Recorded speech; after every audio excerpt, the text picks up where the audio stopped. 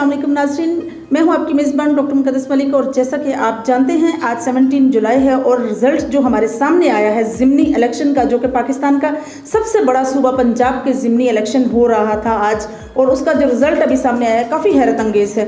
इस हवाले से कि आप जानते हैं पंजाब जो है मुस्लिम लीग नून का किला रहा है और मुस्लिम लीग नून ने इस पर बड़ी दफ़ा हुकूमत भी की है और प्रोसेस भी कुछ ऐसा ही रहा है कि पंजाब में हमेशा मुस्लिम लीग नून की मेजॉरिटी रही है। लेकिन now the time has changed. इस पर हम बात करेंगे। हमारे साथ मौजूद हैं शाहिद ज़िया साहब, जो कि सीनियर तज्ज़ियाकार भी हैं, सहाफ़ी भी हैं और मेरा नारोवाल न्यूज़ के चीफ एग्जीक्यूटिव भी हैं। तो आइए उनसे राय लेते हैं मुस्लिम लीग नून के इस रिज़ल्ट पर, पीटीआई की कामयाबी पर, पीटीआई का पंजाब में आने पर वो क्या राय देंगे। अस्सलाम वालेकुम जी, क्या हाल है? जी वालेकुम सलाम जी। डॉक्टर साहबा बहुत शुक्रिया कि आपने आज के इस प्रोग्राम में मुझे दावत दी। जी जी वेलकम। तो आज का जो इलेक्शन डे है, यकीनी बात है सारा दिन हमने इलेक्शन ही देखा और सारा दिन सुबह 8 बजे से लेकर अभी तक हम इलेक्शन पे ही बातें होती रही। जी जी। और आपने कहा कि मुझे बड़ी हैरत हुई कि ये मुस्लिम लीग नून का एक किला था और उसका ये रिजल्ट है, तो मुझे तो हैरत नहीं हुई। उसकी बुनियादी वजह ये है कि हैरत इसलिए नहीं हुई क्योंकि मुस्लिम लीग ने पहले 25 एमपीओ को अपनी तरफ लेके आए और अपनी पार्टी में उन्हें मुनहरफ किया, अपनी पार्टी में लेके आए और पीटीआई से मुनहरफ किया। जी जी। और जब उनको दोबारा ज़िमनी इलेक्शन में लेके आए जी जी। तो वो सारे लोटाइज़म का नारा चल पड़ा, यानी अवाम ने लोटों को हकीकत में मुस्तरद किया। सही। यानी मुझे तो यहाँ तक रिपोर्टें मिली हैं कि मुस्लिम लीग नून के अवाम ने भी उनको वोट नहीं दिया, यानी मुस्लिम लीग नून के अवाम ने भी अपनी क़यादत के खिलाफ ये मैंडेट दे दिया और अवाम ने मैंडेट अपनी क़यादत के खिलाफ भी दिया है। और दूसरा यह है कि अवाम ने इमरान खान साहब का जो बयानिया था, जो उनके जलसों में बयानिया था, उस बयानियों को भी उन्होंने सपोर्ट किया।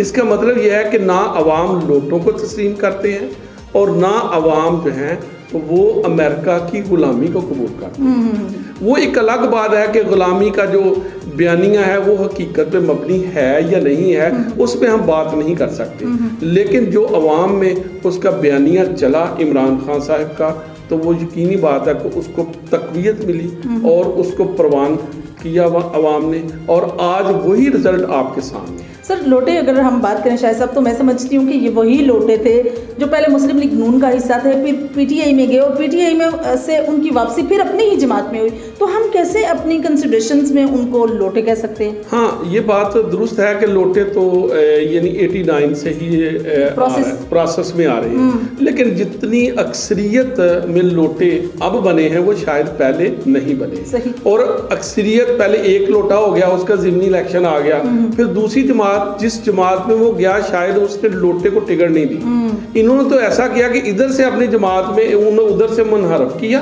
और साथ ही उनको गिफ्ट कर दिया अपनी टिकट। मुस्लिम लीग ने उन्हें अपनी जमात की तरफ से टिकटें गिफ्ट की और इसी गिफ्ट करने का रिएक्शन अब मुस्लिम लीग नून के लोगों ने दिया।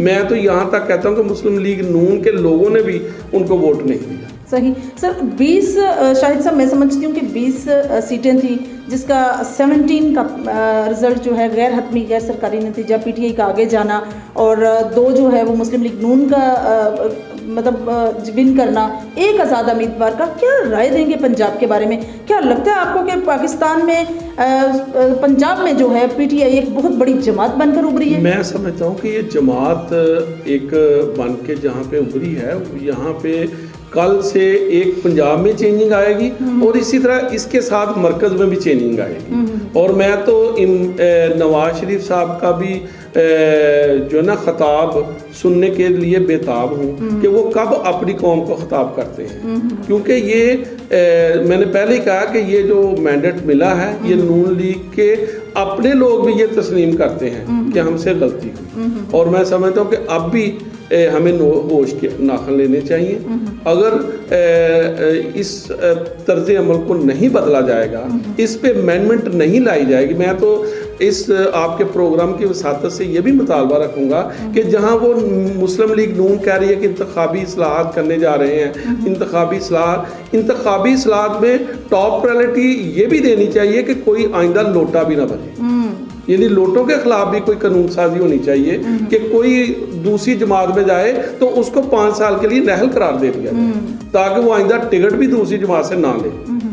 تو یہ بہت بڑی زیادتی ہے کہ آپ ایک پارٹی سے ٹکٹ لیتے ہیں، اس پارٹی کے ساتھ آپ کی وابستگی ہے اور وہ محنت سے ان کے کارکن سیٹ نکالتے ہیں اور آپ چپکے سے آپ پیسے لیتے ہیں اور دوسری جماعت میں چلے جاتے ہیں، یہ بہت بڑی زیادتی ہے۔ صحیح۔ آج کے شاہد صاحب، آج کے جو رزلٹ ہے، آج کی جو ابھی کارکردگی ہے مسلم لیگ نون کی، اس میں آپ ذمہ دار، آبویسلی کوئی نہ کوئی تو رسپانسیبل ہے جو اس جماعت کو، مطلب میں سمجھتی ہوں کہ ایک بہت بڑی جماعت، پنجاب کی ایک بہت بڑی جماعت، پاکستان کی نہ کہیں لیکن پنجاب کی ایک بہت بڑی جماعت جو ہمیشہ اقتدار میں رہی، پنجاب میں حکومت پیپلز پارٹی کی بھی رہی، تو پنجاب کی جو حکومت ہے وہ مسلم لیگ نون کی رہی، میجورٹی جو ہے وہ نون کی ہمیشہ ہر ڈویژن سے ون کرتی رہی۔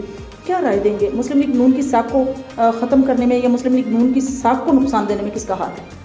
دیکھیں جی، یہ آپ نے جو کویشچن کیا ہے یہ بڑا ایک مشکل ہے، اور یہ یقینی بات ہے کہ یہ مسلم لیگ جو ایک اتحاد بنا، 13 جماعتوں کا اتحاد بنا، اس 13 جماعتوں کو اتحاد بنانے والوں میں بھی پیچھے اسٹیبلشمنٹ ادارے ہیں، اور ان لوگوں نے جب یہ اکٹھا کیا تو جب ایک چیز کو آپ اکٹھا کر لیتے ہیں تو ضروری نہیں کہ عوام آپ کی اس رائے کو اسی طرح بیان ہی ماننا شروع کر دیں۔ ٹھیک ہے، یہ تو آپ نے ایک اتحاد بنایا ایک بندے کے خلاف، اور اس اتحاد کو ضروری نہیں ہے کہ عوام بھی قبول کرے۔ تو آج یہ نظر آ گیا کہ پاکستان کی سیاسی جماعتیں کسی کے لیے استعمال ہوتی ہیں۔